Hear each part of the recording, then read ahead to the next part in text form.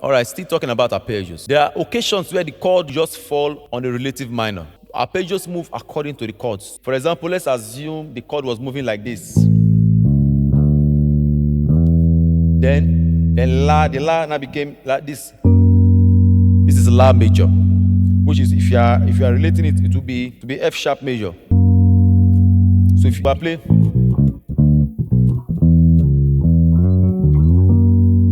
so what you do is it has become a La major or F sharp major. Now what do you do is just simply see that La as another key, as a different key, which is the key of F sharp. So just play.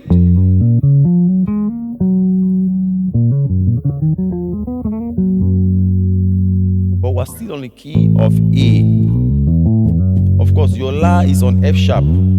So when you get to that kind of situation where it has become a La major, you just have to explore the notes of the chord using arpeggios. Simple. Same thing about Re. So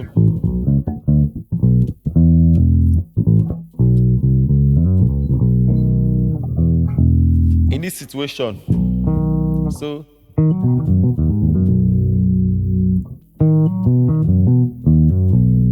we are still on A, don't be confused. We are just trying to relay the notes. So if you are playing something like this, then we are looking at B major.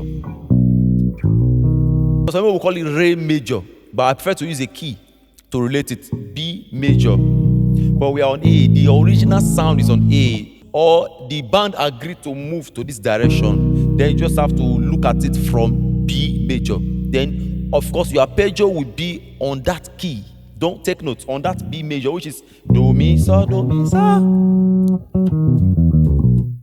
So whatever you are adding to it is now your choice. Now, here is the creative part about this stuff. The notes of the chord is simple. Do, Mi, Sa, Do, Mi, Sa. Now, making it sound nice is your own idea. You just look for ways to be creative about playing that arpeggio, which is what I normally do. So, tell me to just play.